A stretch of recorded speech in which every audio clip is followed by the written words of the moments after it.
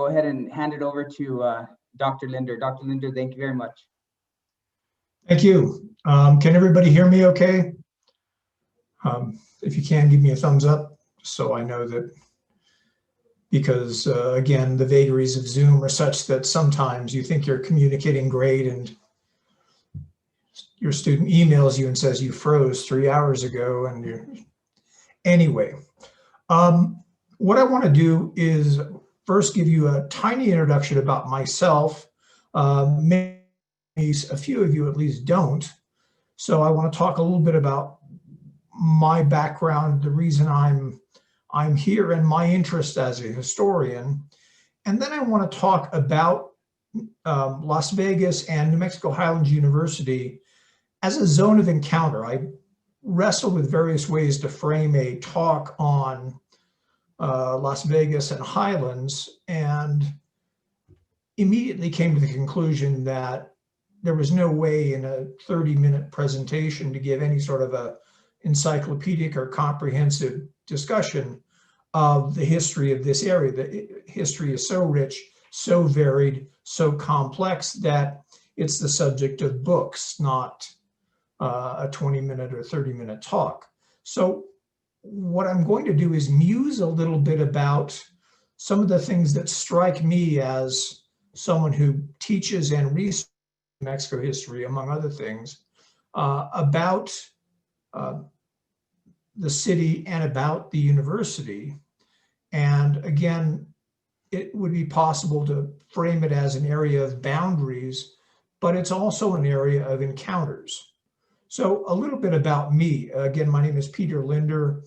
I'm one of the historians at Highlands University, and I've been here 23 years and counting. I am a New Mexican by birth. I was born in Los Alamos and grew up between Los Alamos and the Espanola Valley. By training, I'm primarily a Latin American historian. I have a master's degree in Latin American history from the University of New Mexico in Albuquerque, and a doctorate in Latin American history from the University of Texas at Austin. And here at Highlands, I teach Latin American history classes, as I expect, but I also teach the history of New Mexico, the history of the Southwest, and a few other slightly more esoteric areas within the offerings in the history program. And most of my research in the last 30 years has focused on the history of Mexico or the history of Venezuela. In fact, next semester I'm going to be on sabbatical, carrying out or continuing a research project that I began maybe 7 or 8 years ago, dealing with indigenous Spanish relations in Western Venezuela in the 1700s and early 1800s. The ultimate goal in that project is to provide to write a book-length manuscript. But having said that, I should also note that I have an abiding interest in the history of New Mexico, and since moving to Las Vegas in 1997, an interest in the history of the community and the university. And this is a product both of being growing up and being educated in the state, but also seeing connections between Las Vegas, northern New Mexico, and Latin America. A lot of people don't realize that up until 1848, in a juridical sense at least, New Mexico is part of the Republic of Mexico, and thus part of what we would consider Latin America. But I'm also intrigued with the history of Las Vegas because it is a transitional zone. It's an area in which cultures meet, an area in which change takes place. And one of the things that interests me most as a historian broadly are issues like cultural interaction, economic and social change. And Las Vegas is a wonderful venue to study those kinds of things. So over the last 10 years, I have had a number of research projects dealing with the history of Las Vegas, particularly Las Vegas in the late 19th, early 20th centuries, a period of tremendous transition, tremendous change from territorial status to statehood, from an agrarian economy to an economy that's a bit more almost globalized. So with that as a kind of perhaps too lengthy introduction, let me turn now to a conversation about Las Vegas, and in that context, I'll also talk a little bit about New Mexico Highlands University, because Highlands too is a venue of encounter, a venue where different people come together, different cultures are expressed, and interactions take place, sometimes conflictive, other kinds of interactions obviously as well. And Highlands has played a leading role in shaping the destiny of the community. It's one of those institutions, along with institutions like the state hospital, the school systems, and the press, that have shaped not only the way in which people interact, but how we tend to think of ourselves and our community. So let's go back. Let's talk about this area. Now, the area currently occupied by Las Vegas has been occupied by people for thousands, perhaps as many as 10 to 12,000 years ago. The earliest human settlement in the general area was apparently to the east of Las Vegas, the famous Clovis site, occupied by Paleolithic hunters, perhaps as far back as 12,000 years ago. And just a little bit down the road at Tecolote, there was a pueblo which was occupied more or less continuously from about 1000 to 1300 AD or CE, and places like Pecos, not very far away geographically speaking. Pecos was a sort of trade entrepot and place of interaction between people living on the plains and people in the Rio Grande Valley for hundreds of years, at least, before the first Europeans showed up. But if we fast forward to the Spanish period, the period starting with 1540 in the Coronado expedition, Las Vegas, or the area around the Rio Gallinas, was an area of encounter as well. Again, in 1541, Francisco Vázquez de Coronado and his expedition spent time at Cicuye or Pecos Pueblo before making their way east. They would eventually travel as far east as Kansas. But if you ever cross the National Avenue Bridge over the Rio Gallinas, you know that there's a little sort of inscription there talking about the Coronado expedition crossing the Rio Gallinas more or less at that spot back in 1541. But the first permanent Spanish settlement on this side of the mountains really takes place only at the end of the 1700s. In 1794, a man named Lorenzo Marquez and some 51 other vecinos or residents of Santa Fe petitioned the Spanish governor for a grant of land on the Rio Pecos at San Miguel del Vado, a bit south and east of Las Vegas. And that settlement was a settlement of encounter. Among the petitioners were a number of geniceros, indigenous people or people of indigenous ancestry who were at least partially Hispanicized. And they made up a substantial part of the population of many of the frontier settlements being established in the late 1700s and early 1800s across the Rio Arriba in Spanish New Mexico. And now we come to the settlement, or the sort of area of Las Vegas as a specific zone of encounter. The first encounter between the inhabitants of newly independent Mexican New Mexico and people from the United States took place about where the detention center is at the south end of town in November of 1821, when a patrol under the command of Captain Pedro Ignacio Gallego, a patrol of about 400 people, looking for signs of Comanche encroachment, left Bernal and traveled north.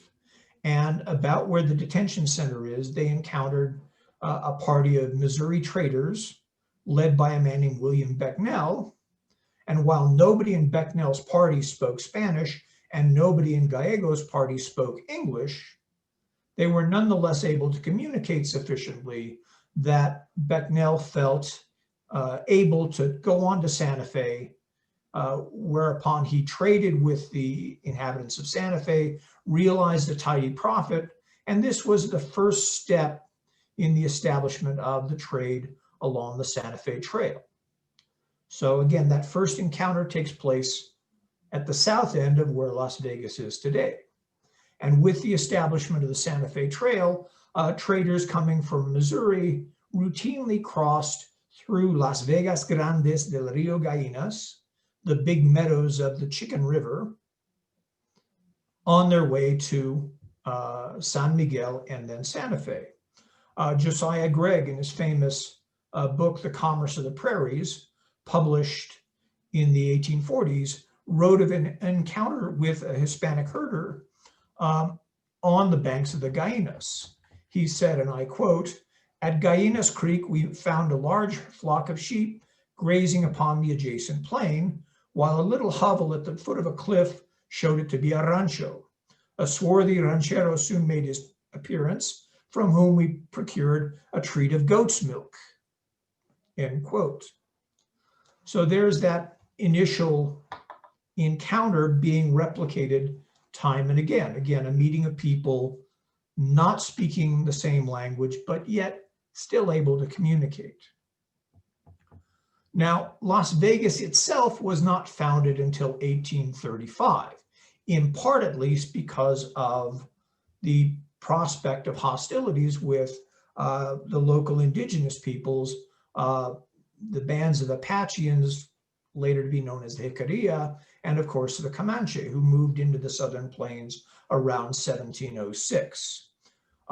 The first attempted settlement at Las Vegas came as a land grant made to a rancher from San Miguel, a man named Luis Maria Cabeza de Vaca, in 1823. Cabeza de Vaca had 17 children, and they attempted to settle on the grant once it was made, but confrontations with the Comanche, the Apache, and so on rendered their enterprise impossible, and they had abandoned the site by 1825.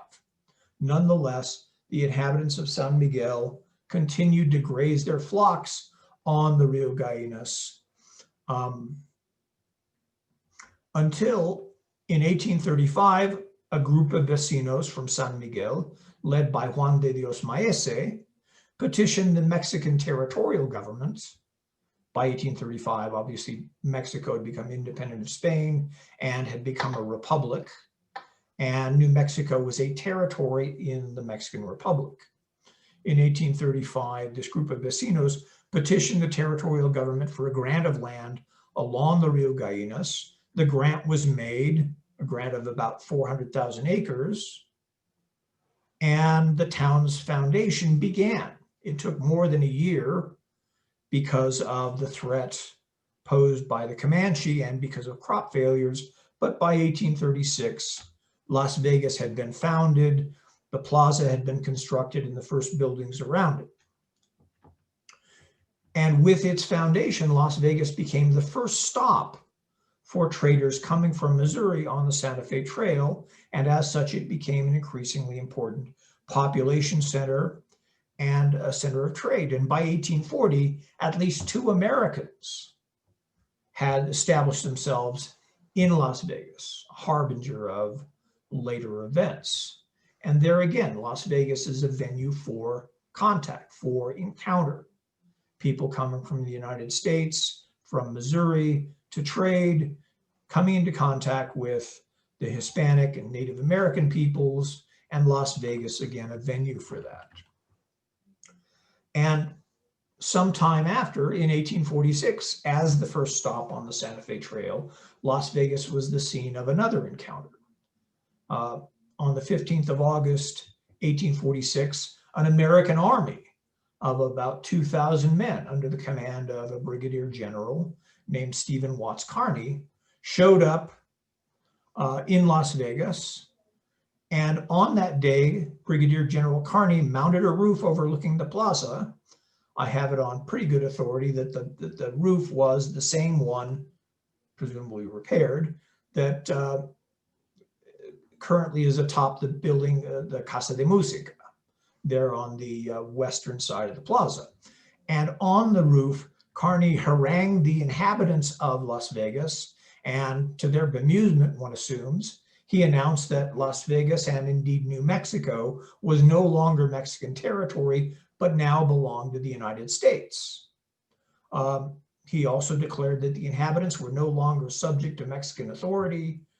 He promised them protection, saying, quote, "Not a pepper, not an onion shall be disturbed or taken." But at the same time, he threatened harsh reprisals, hanging for anybody who rebelled against the occupation. He then required Juan de Dios Maese, who had become the alcalde of Las Vegas, to take an oath of allegiance to the United States. Somewhat problematic in a legal sense because the war was still going. It would not end until 1848.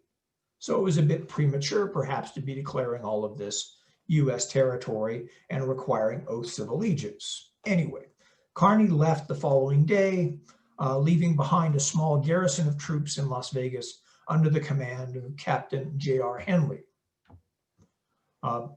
So 1846, another kind of encounter. Now, the conquest of New Mexico has sometimes been termed a bloodless conquest because when the expeditionary force, the Army of the West, under Kearny showed up, there wasn't a lot of fighting, but there was a rebellion that began in Taos in January of 1847 with the killing of the new governor, Governor Bent, and the conflict quickly spilled over onto this side of the mountains with an insurrection in Mora. Captain Henley attacked the town of Mora on the 24th of January, 1847, but was killed in the fighting. The troops withdrew, regrouped, went back to Mora a little bit later, and effectively destroyed most of the town. Skirmishes, arrests, and reprisals continued around and even in Las Vegas and Mora until the following August. So another type of encounter. And of course, once New Mexico was a territory, the kinds of encounters changed. By the 1850s and 1860s, mercantile houses like the Ilfeld Company began to establish themselves in Las Vegas. And Las Vegas also became the site of both Protestant churches and Protestant and Catholic schools, with the foundation of a Presbyterian school by the Reverend John Annan and Jose Inez Perea in 1869, and the foundation of a Catholic girls' school by the Sisters of Loreto in that same year. In 1874, a boys' Catholic school would open, and a number of institutions would be established in Las Vegas during the 1870s and 1880s, many of which later relocated, like Manal School, currently in Albuquerque. It was founded actually as the Presbyterian School here in Las Vegas, later moved to Albuquerque, and it's still in existence today. And this educational tradition, this focus on education, would in time give rise to Highlands University.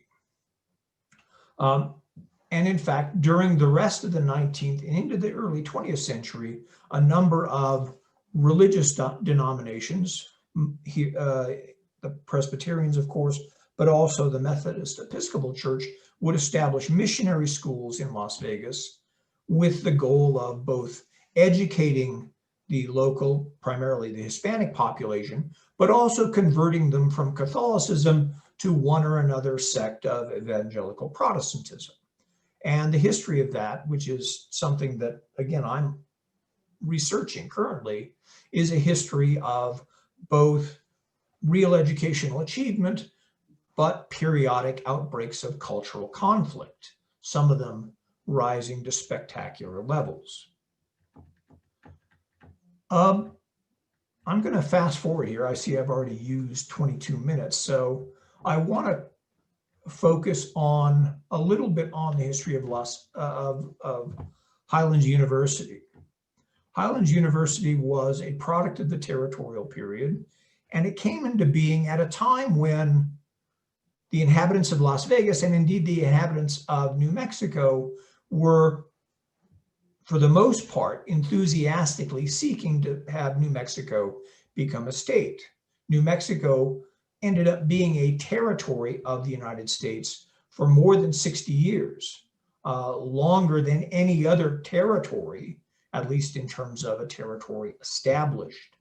So New Mexico became a territory as part of the Compromise of 1850, and it stayed a territory despite several efforts to change that. It stayed a territory until January of 1912, so more than 60 years as a territory.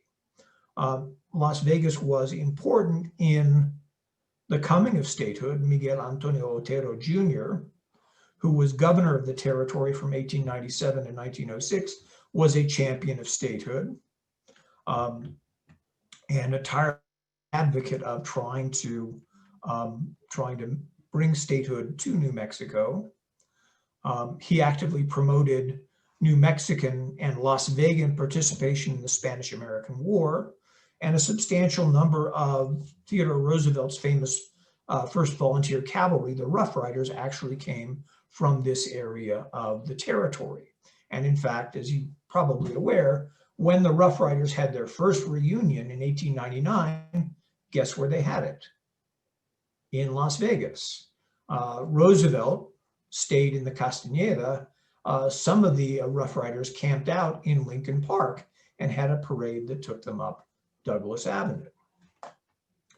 And here's where we get to Highlands. Highlands began its existence in 1893 when the territorial legislature passed a bill enabling the foundation of normal schools. Now, does everybody know what I mean by a normal school? Don't be thinking of normal schools and abnormal schools.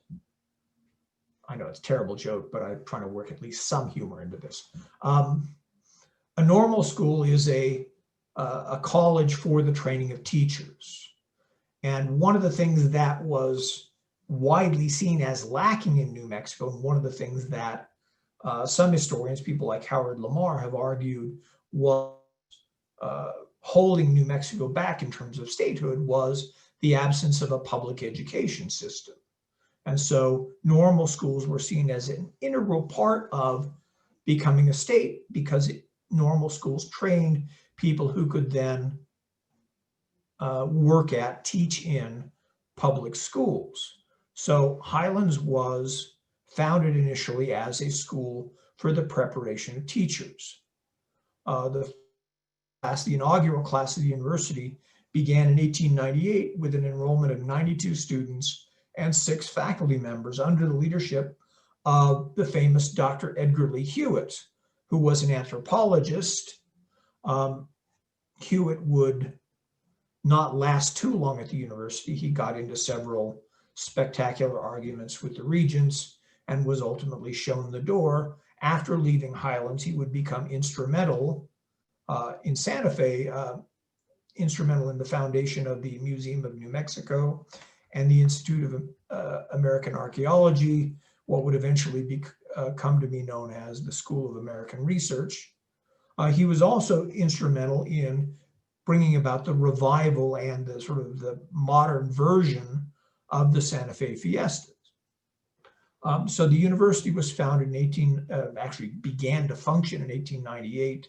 1999, the name was changed from New Mexico Normal School to New Mexico Normal University, and the university continued to expand. By 1901, the enrollment had risen to 300, and it quickly became a sort of intellectual and cultural institution of great significance, and again, a place of encounter.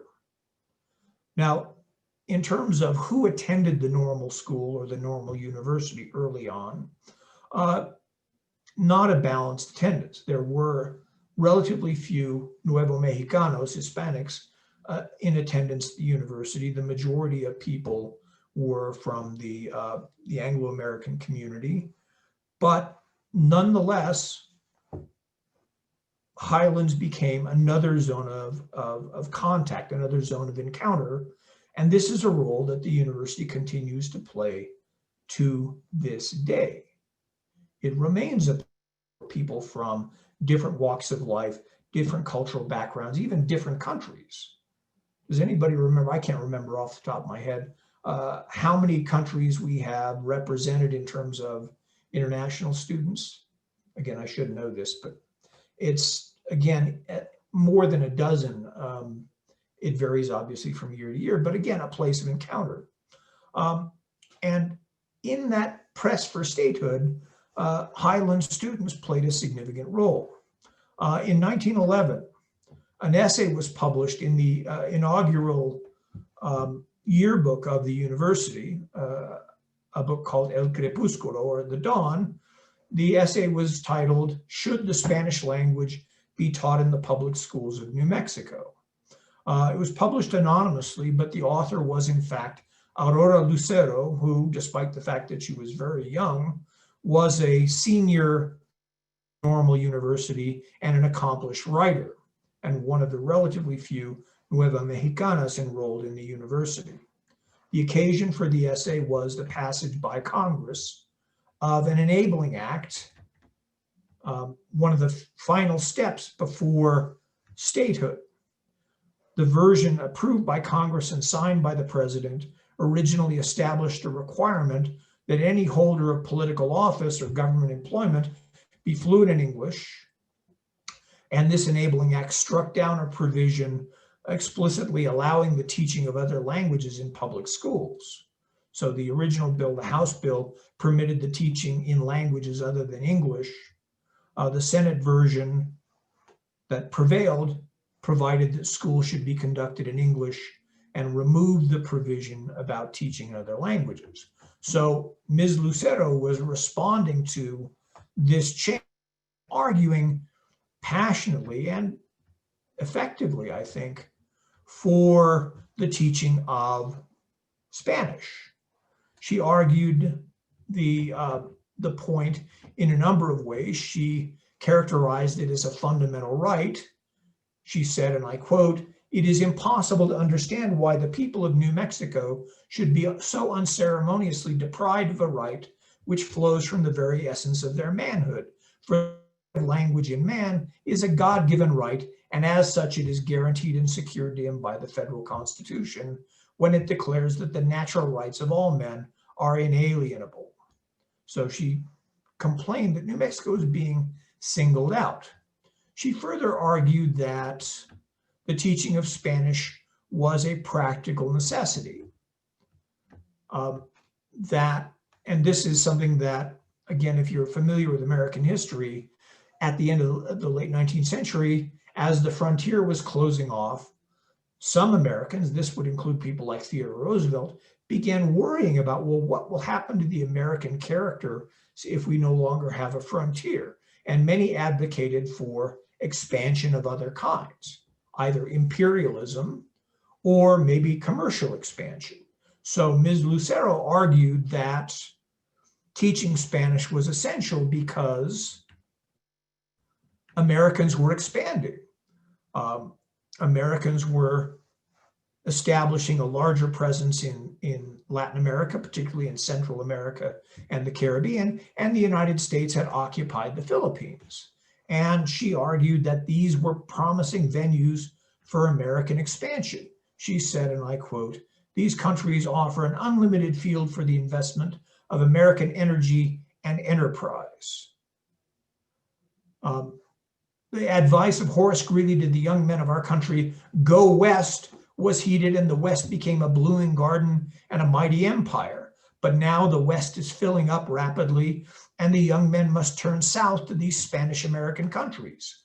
If we would cultivate their friendship and goodwill, get them to do business with us, admit us to their society, we should be able to greet them with a "¿Cómo está usted?" as well as they should be able to greet us with a "How do you do?" end quote. And she finally argued that it was justice. She noted that Spanish Americans, that Nuevo Mexicanos had fought in every war since 1848. They had fought in the Civil War. They had fought in the Spanish-American War. They had fought side by side with Anglos against Native Americans, and therefore, in simple justice, their language rights should be preserved. Anyway, I am about out of time. Obviously, these are topics about which I feel very strongly and could talk until nobody would want to hear it any longer. But I think I will stop here for now with just a sort of reiteration that, again, this is only one way to look at the history of Las Vegas, the history of Highlands, but it's so rich and it's so important. Again, I've been teaching New Mexico history at Highlands for about 23 years now, and I'm still struck by the number of students, especially undergraduates, who come into my classes and they've lived in Las Vegas in many cases their whole lives, or in, Mora or Bernal or San Miguel or somewhere in the vicinity, and they say, I didn't know any of this. So I think it's very important, and again, it's very rewarding to the student of history.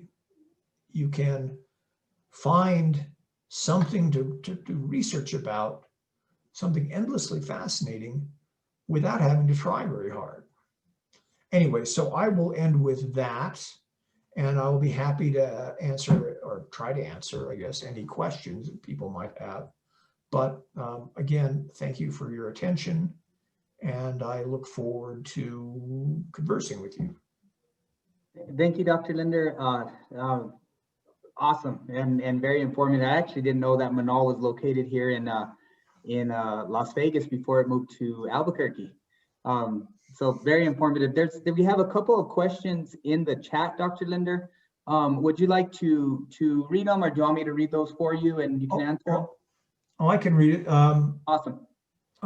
Can I comment on the importance, first question in the chat, can I comment on the importance of Fort Union, particularly with respect to the Civil War? Wasn't it a key staging area for the Battle of Glorieta Pass? That's very correct. When the Civil War broke out, well, when the Confederate States started to secede, a lot of Army officers who were stationed in the territory ended up leaving, the Southerners, to go and join the Confederate States Army, and some of those who had served in New Mexico, most notably Brigadier General Sibley, decided that New Mexico should be conquered by the Confederates. And so starting in 1861, a Confederate force from the El Paso area, from Fort Bliss, occupied Mesilla, around where Las Cruces is, and declared the southern half of New Mexico to be Confederate territory. The beginning of the following year, 1862, a larger Confederate force from Texas, commanded by Brigadier General Sibley, entered New Mexico and began marching up the Rio Grande. There was a battle at a place called Valverde, south of Socorro. The Union commander for the territory was a man named Colonel George Canby. He was stationed at Valverde. He gathered what troops he could at Fort Craig, and confronted the Confederates at the battlefield of Valverde. The Confederates won the battle, the Union troops retreated, and the Confederates kept advancing to the north. Their goal was not only to capture Santa Fe and Albuquerque, the other major population centers, but their primary goal was to capture Fort Union. Fort Union had been established in the early 1850s as a sort of supply depot for the entire territory.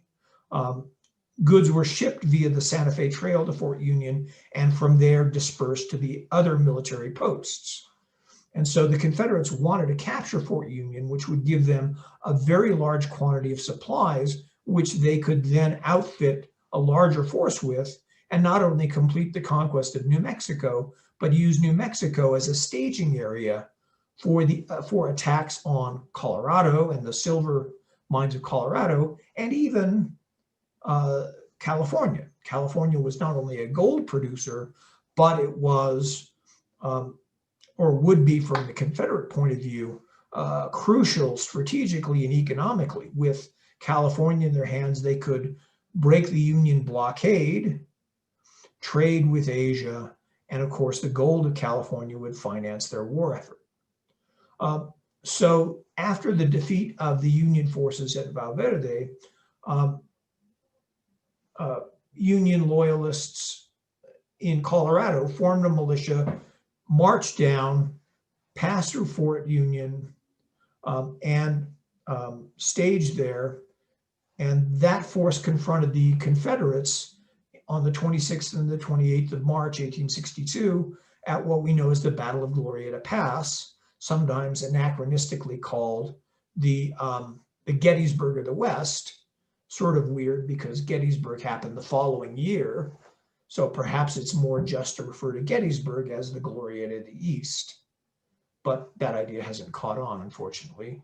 But yeah, again, Glorieta, Fort Union was crucial in those events. Had the Confederates prevailed at the battle and managed to capture the fort, the supplies there would have given them the ability to build up a much larger army with which they could have conquered Colorado, California, and who knows what would have happened after that.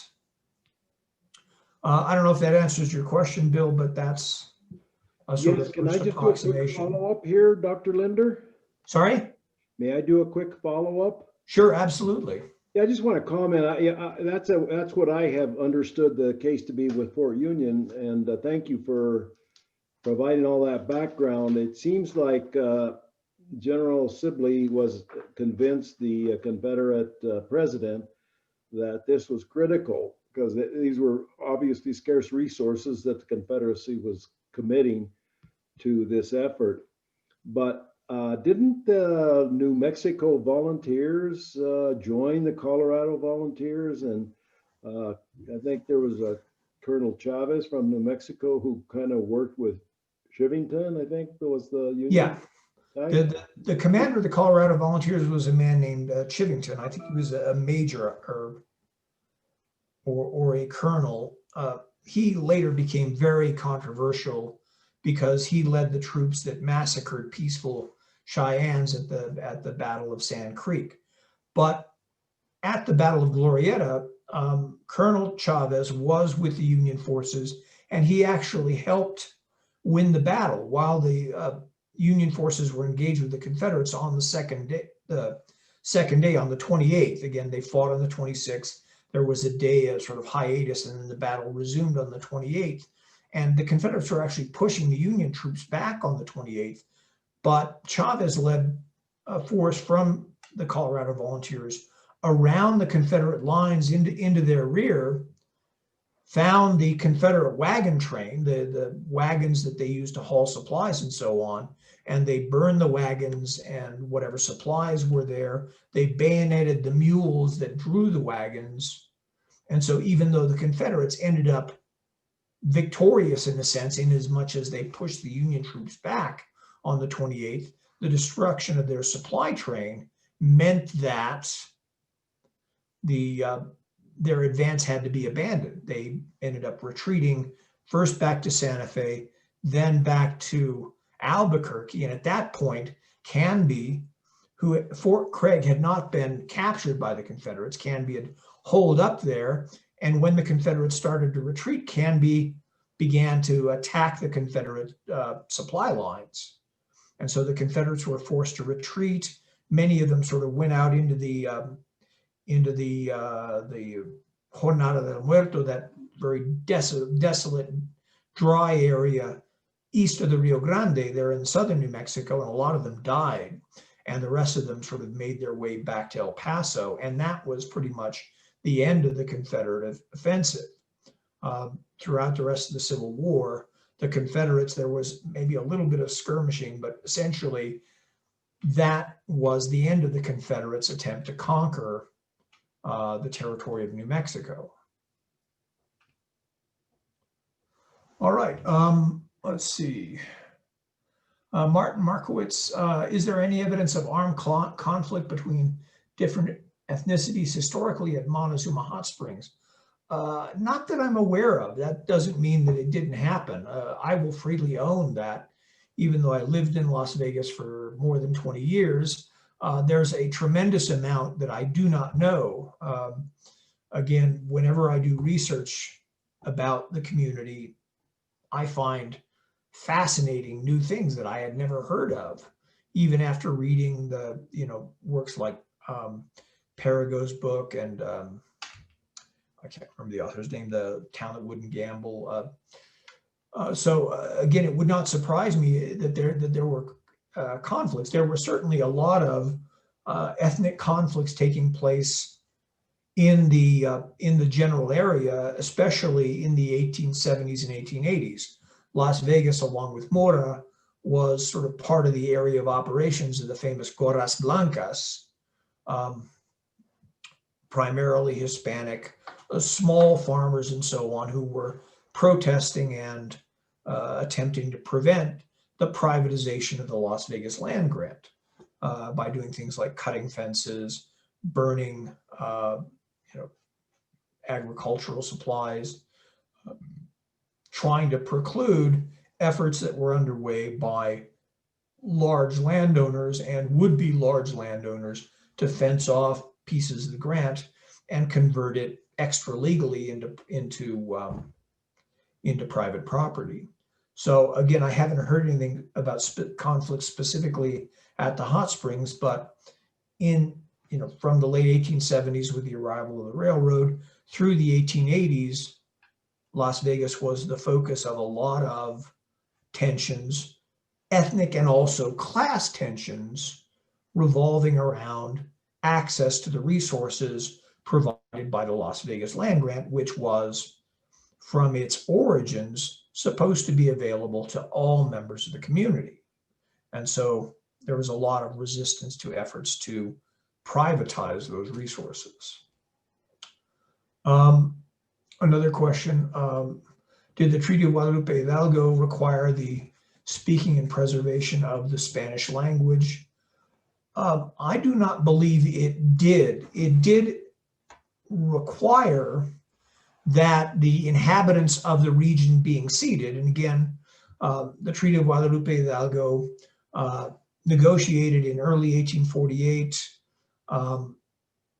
modified significantly by the Senate before ratification, going into effect in May of 1848, provided for the cession of almost all of what is now New Mexico, Arizona, Nevada, California, to the United States in exchange for the payment of $15 million and the assumption by the United States of about $3 million worth of claims against the government of Mexico.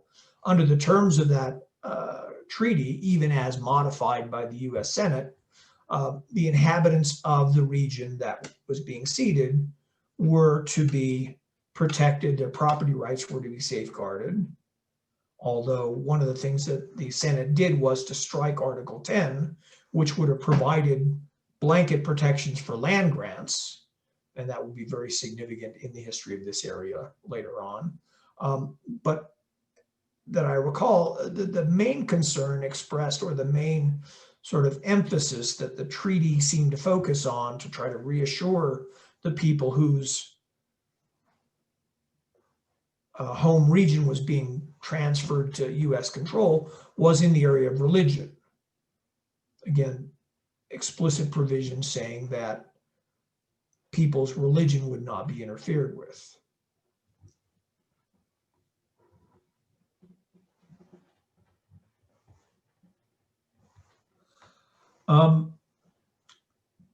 Dr. Martinez asks, in the early years of the normal school and then Highlands, what was the demographic of the student population? My understanding is this, the students were not really from New Mexico, especially not the local Hispanic and native populations until more recently. Well, to some degree, that's true. When I was talking about Aurora Lucero, who authored that essay in the 1911 yearbook, she was one of a relatively small number of Hispanos. There were also very few Hispanos on the faculty either, but there were some. And again, early graduates of the university included not only Ms. Lucero, but also another famous woman of letters in New Mexico history, Fabiola Cabeza de Vaca, who grew up in Las Vegas and in the plains east of town, whose father was a rancher and landowner, and who became famous starting in the 1930s, working for the state and also making a name for herself as a folklorist and a preserver of Hispanic culture. So there were some, and in particular from the better off, the sort of upper class Hispanic population, many of them did attend Highlands University. But again, if you look at the 1911 El Crepúsculo, and actually I think I have some images. Let me see if I can pull them up. See if I can pull up a few and share them. I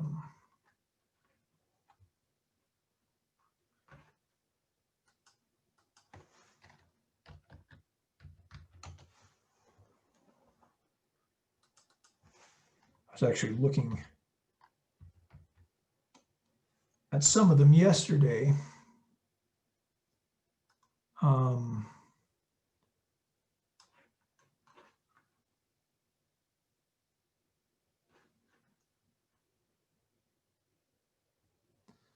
I can't find on my computer.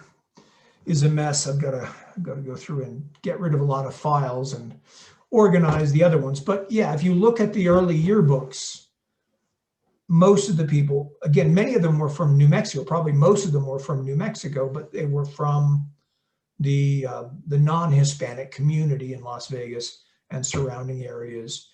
And again, for most, so most of the students were not Hispanic. There were some though. And again, that was a trend that continued through much of the rest of the 20th century. In fact, as I understand it, and again, I'm not the authority, but Marilio Vigil, who was one of my colleagues in political science, taught for us for many years, even after he retired. He's authored a number of works dealing with the history of Highlands, Defining Our Destinies, which is sort of the history of the university. It's kind of the go-to book for people interested in Highlands University and its history. He also authored an essay in a collection called Contested Homelands, if I'm not mistaken, in which he talks about the student movement in Las Vegas in the early 1970s. And as I recall, he notes that one of the concerns or grievances expressed was that there were such a small proportion of the student population came from the local Hispanic population. That again, and that's a demographic change that has occurred since then. But yeah, a good question. And again, there were Hispanic students from the beginning of the university, but they were a minority. distinct and small minority. Same with the faculty, and in fact, the first Hispanic president of Highlands University did not come along until, again, in the wake of the student movement in the early 1970s. Frank Angel was the first. Let's see, do I have other questions? Dr. Martinez also asked, he had heard that the first Native American college student from a New Mexico higher education institution graduated from Highlands. I have not heard of that. Again, that's something that bears investigation. I had not heard that, but again, it would not surprise me.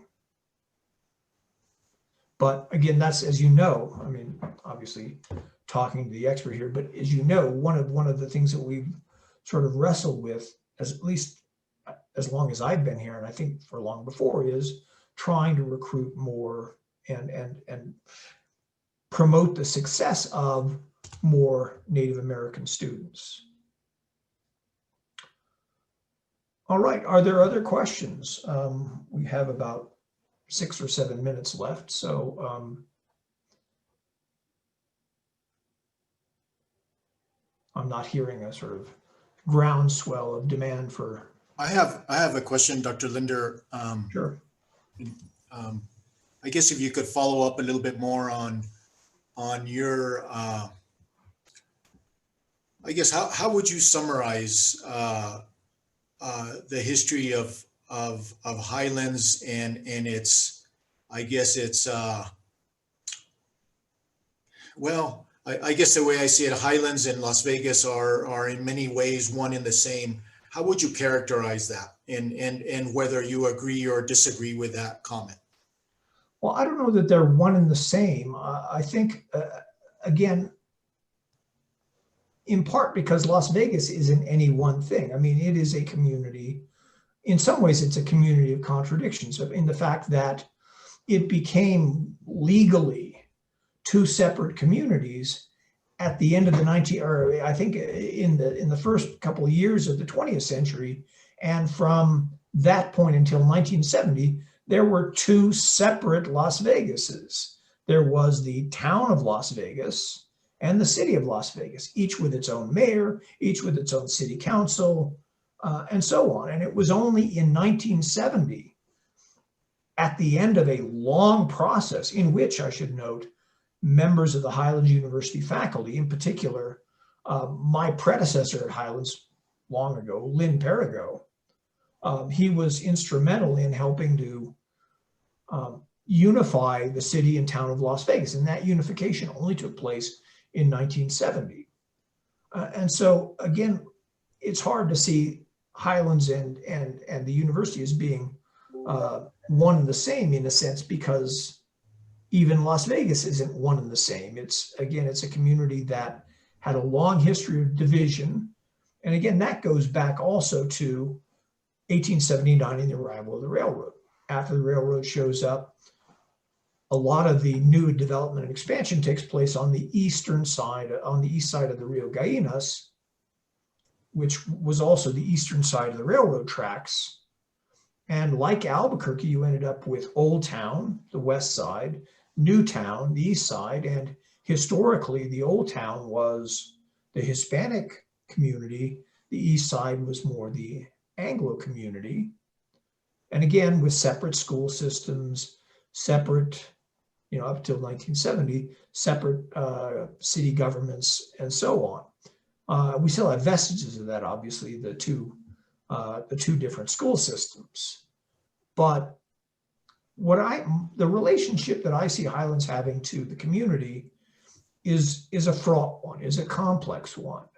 Again, a great many people in the community identify very strongly with Highlands, and many of their family members have gone to the university. But there is that, I think there still is that vestige, or those vestiges of tension between town and gown, which you see in a lot of college towns, but it's particularly heightened here because historically, up until the 1970s at least, so much of the student body came from outside, and the interactions between the community and the university were not always that cordial. And the vestiges of that, I think, still remain, despite the efforts of a lot of university presidents. And again, I've been here from the presidency of Salimo Rael, the first iteration of Jim Freeze, Sharon Caballero,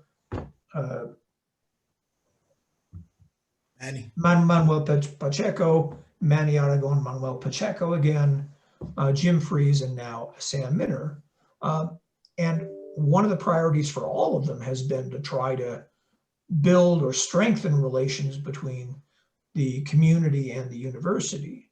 And I think we've made significant strides, but all too often, and again, I'm just speaking personally here, other people I'm sure disagree, but for all of our efforts, it seems like sometimes we have this 2 steps forward, 1 step back kind of thing. There seem to be periods where we're making progress and reaching out to the community and establishing those connections. And then we have periods where relations cool a bit. So I don't know if that, I feel like I'm not being very coherent right now, but that's sort of how I see the relationship. It's a complex one. And I think to the extent that the university does, if not mirror the community, at least represents it in a sense. I think to the extent that we can do that, I think we're better off as an institution. But at the same time, we want to be welcoming. Again, one of the things that makes an encounter is having both sides and having the university as a place of encounter, as a place where students from Las Vegas or from Mora are sort of rubbing shoulders with students from Africa or China, people from back east. And I would like to see more people from Latin America coming to Highlands too. But I think to the extent that we can have that, I think we're better off. So that's my sort of inchoate answer to your question. Dr. Linder, this is Bill Garcia. Yes. And I just want to say thank you for reminding us of Dr. Perigo. He was, I graduated in 1966, and he was on campus. Everybody wanted to take his classes in teaching history because he was understanding and committed, and it was terrific to have him. And Dr. Vigil was one of my contemporaries, so he was a student at the time, but he's a terrific professor and has great insights and knowledge in the area of the Las Vegas history. But thank you today for a terrific job. Well, it was my pleasure. And again, I echo your sentiments about Dr. Vigil. Again, he was still full-time with the university when I joined the faculty. And even though he retired in 1999, he continued to teach for us half-time to quarter-time until 2007 or 2008, maybe. And I still see him occasionally in town. But again, I rely very heavily on his book, on his essays. And I was also, just on a personal note, there was a story in the Optic honoring a sort of icon of West Las Vegas football history. And I can't even remember the guy's name. Obviously, my mind is not what it used to be. But in the story, there was a picture of the football team from, I think, 1959 or no, maybe early 1960s. And one of the people in the picture apparently was Dr. Vigil, who apparently played football for West at that time. So, and again, he used to go by Mabry, or at least that's. I had a couple older friends who referred to him as Mabry, but I only knew him as Maurilio. All right, I think we are out of time, or nearly so. So it only remains for me to thank you for your attention and to reiterate that I've enjoyed the conversation, and again, I find the subject matter to be endlessly fascinating. And so even though, my research interests and most of my work is in Venezuelan history, I will continue and hopefully expand my knowledge of and my research on the history of this fascinating community and its relationship with the university that's really been the focus of most of my career. So thanks again for your attention. Thank you. Thank you, Dr. Linder, and thank you all for attending. I hope you guys have a great rest of your day.